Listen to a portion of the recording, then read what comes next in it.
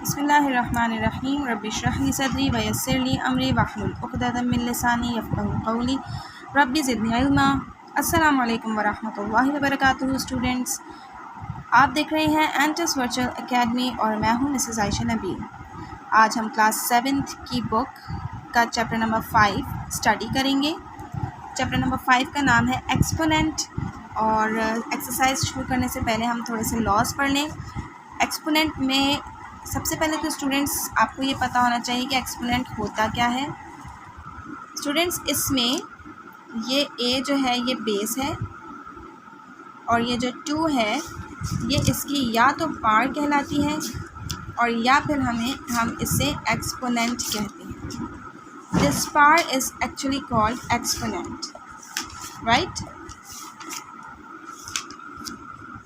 इसमें क्या क्या चीज़ें नज़र आ रही हैं स्टूडेंट्स आपको? इसमें ये जो 2 है ये कोफिशिएंट है, a बेस है और 2 एक्सपोनेंट है या 2 पार है, राइट स्टूडेंट्स। चलिए अब इसके हम कुछ लॉज पढ़ते हैं। लॉ नंबर 1 क्या कहता है? अगर x की पावर m है और x की पावर n है, यानी एक दफ़ा x और दोनों आपस में मल्टीप्लाई हो रहे हैं। मल्टीप्लाई का लॉ क्या कहता है? Base same power add, right students. तो इसमें बेसिस दोनों की सेम है, दोनों की बेस क्या है? x है, तो इसमें पावर क्या हो जाएगी? ऐड हो जाएगी। ये हो जाएगी x की power m plus n। Law number 2 क्या कहता है कि अगर आपकी बेसिस डिफरेंट हैं लेकिन पावर सेम है तो आप दोनों को एक ही ब्रैकेट में लिख लें। मल्टीप्लाई हो रहे हैं दोनों वेरिएबल्स आपस में, तो आप दोनों को एक ही ब्रैकेट में लिख दें और एक पार लगा दें, राइट। ये दोनों नॉन ज़ीरो वैल्यूज़ होनी चाहिए, x और y दोनों नॉन ज़ीरो वैल्यूज़ होनी चाहिए। यहाँ पर ये इंस्ट्रक्शन लिखी हुई है, where y is also a non zero rational number, क्योंकि जब अगर ज़ीरो हो जाएगा तो सारी वैल्यूज़ क्या हो जाएंगी? ज़ीरो हो जाएंगी। लॉ नंबर 3 क्या कहता है स्टूडेंट्स? अगर x की पावर m है और डिवाइड हो रहा है x की पावर n से, दोनों की बेसिस सेम है और डिवीज़न हो रही है। डिवीज़न में हम क्या कहते हैं? Base same power subtract. इसमें आप क्या कर देंगे? m माइनस n कर देंगे। ये एक छोटा सा सेंटेंस है जो आप मल्टीप्लिकेशन और डिवीज़न दोनों के लिए याद रखें। मल्टीप्लिकेशन के लिए है बेस सेम पावर ऐड और डिवीज़न के लिए है base same power subtract, right students. और फिर बिल्कुल इसी तरीके से अगर बेसिस डिफरेंट है लेकिन पावर एक ही है डिवीज़न में भी, तो आप क्या करेंगे? उसको एक ब्रैकेट में लिख के एक ही दफ़ा पावर लगा दें, राइट स्टूडेंट्स। अगर लॉ नंबर 5 क्या कहता है कि अगर x की पावर m है और उसकी भी पावर n है तो आप दोनों पावर्स को आपस में मल्टीप्लाई कर दें। ये हो जाएगा x की power n multiply by n। और लास्ट लॉ है लॉ नंबर 6, जिसमें कहा जा रहा है कि अगर x की पावर 0 है, x क्या है? x कोई भी वेरिएबल, कोई भी नंबर हो सकता है। अगर किसी भी वेरिएबल, किसी भी कांस्टेंट, किसी भी नंबर की किसी भी चीज़ की पावर 0 हो जाए तो वो 1 के बराबर हो जाता है, बट x होना चाहिए non zero rational number, right students. तो ये 6 के 6 लॉज हैं जिसको हमने इस एक्सरसाइज में पढ़ना है। एक्सरसाइज नंबर 5 का क्वेश्चन नंबर 1 है students fill in the blanks का। आइए इन फिल इन द ब्लैंक्स को हम सॉल्व करते हैं। ये तो सॉल्व मेरे पास हुई है, मैं आपको समझा देती हूँ। पार इज़ अनदर टर्म फॉर, पार की दूसरी टर्म क्या है? एक्सपोनेंट। सबसे पहले ब्लैंक में एक्सपोनेंट आ गया। A negative base raised to an odd number gives a negative number. अब स्टूडेंट्स इसका क्या मतलब है? यहाँ पर हम इसको थोड़ा सा समझते हैं। कहा जा रहा है a negative base raised to an odd number, यानी नेगेटिव बेस है, यह एक माइनस a है, राइट। और ये इसकी पावर ऑड है, कोई भी ऑड नंबर है, 3, 5, 7, राइट स्टूडेंट्स। ऑड नंबर आपको अच्छे तरीके से पता है कि क्या होते हैं। दोबारा पढ़िए ब्लैंक को। A negative base raise to an odd number, negative base है यानी बेस क्या है? माइनस साइन के साथ है और उसकी पावर क्या है? ऑड नंबर है, तो वो हमेशा कैसा आंसर देगा स्टूडेंट? अब देखिए आप स्टूडेंट्स, अगर मैं इसको खोलूँ तो इसका मतलब है माइनस a कितनी दफ़ा लिखा हुआ है? 3 दफ़ा आपस में मल्टीप्लाई हो रहा है। Minus a multiply by minus a multiply by minus a, 3 minus a लिख दिया मैंने, तीनों आपस में क्या हो रहा है? मल्टीप्लाई। अगर मैं इसको सॉल्व करती हूँ तो a into a into a, ये तो हो गया a cube base same, power add के थ्रू 1 + 1 + 1 a की पावर 3। अब साइन में हम क्या करेंगे students, minus minus plus, plus minus minus, तो इसका आंसर क्या आएगा, हमेशा नेगेटिव साइन के साथ आएगा। तो याद रखिएगा स्टूडेंट्स, जब भी कोई नेगेटिव बेस होती है और उसकी पावर ऑड नंबर होती है तो उसके आंसर में हमेशा नेगेटिव साइन आता है।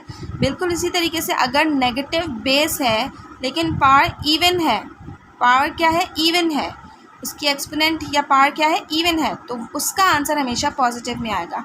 हम इसको सॉल्व करके भी देख लेते हैं। अब ये -a को मैंने कितनी दफ़ा लिखना है, 4 टाइम्स लिखना है, 1 2 3 एंड 4, राइट। तमाम की बेसिस सेम है, पार्ट्स क्या हो जाएंगी, ऐड हो जाएंगी, 1 + 1 + 1 + 1 1 2 3 4, पार्ट तो हो गई 4। अब मैं माइनस साइंस को मल्टीप्लाई करूँगी, minus minus plus, plus minus minus, minus minus plus, तो इसका आंसर क्या होगा, हमेशा पॉजिटिव।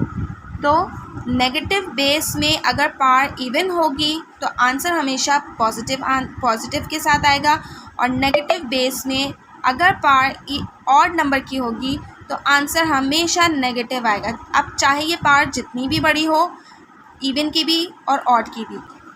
तो स्टूडेंट्स अब इसका आंसर क्या होगा, अब आपको समझ में आएगी ये बात। A negative base raised to an odd number gives a negative number. तो इसके आंसर के साथ कौन सा साइन आएगा, नेगेटिव साइन आएगा। नेक्स्ट स्टूडेंट्स क्वेश्चन है the value of 5 to the power 3 and 2 to the power 3 is dash. अब यहाँ पर स्टूडेंट्स आप तीनों 5 को कितनी दफ़ा लिखेंगे, 3 टाइम्स लिखेंगे। देखें अब हम इसको सॉल्व करते हैं। 5 to the power 3 into 2 to the power 3।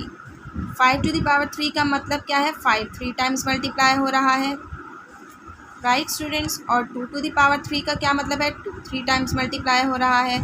5 5 = 25, 25 5 = 125, multiply by 2 2 = 4, 4 2 = 8। आप इस तरह भी कर सकते हैं और स्ट्रेट भी मल्टीप्लाई कर सकते हैं। जब हम 125 को 8 से मल्टीप्लाई करेंगे तो 8 5 = 40, 0 4 कैरी, 8 2 = 16, 17 18 19 20 का 0 और 2 कैरी, 8 1 = 8 9 10। आंसर क्या आ गया स्टूडेंट, 1000 आ गया स्टूडेंट्स।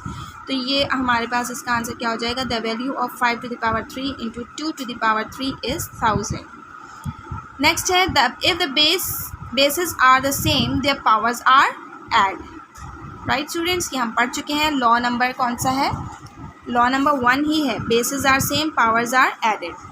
तो यहाँ पर आप ऐड भी लिख सकते हैं और एडेड भी लिख सकते हैं। नेक्स्ट क्वेश्चन है students, a number raised to the power of 0 is equal to 1। अभी हमने ये 6th लॉ पढ़ा है। कोई भी वेरिएबल, कोई भी नंबर अगर उसकी पावर 0 हो जाएगी तो वो किसके बराबर हो जाएगा, अकॉर्डिंग टू लॉ नंबर 6 ये 1 के बराबर हो जाएगा। तो स्टूडेंट्स ये थी हमारी फिल इन द ब्लैंक्स जो मैंने आपको समझा दी है। अब आते हैं हम ट्रू फॉल्स की तरफ। State whether the following statements are true or false. 2 to the power 3 into 4 to the power 3 is equals to 6 to the power 3.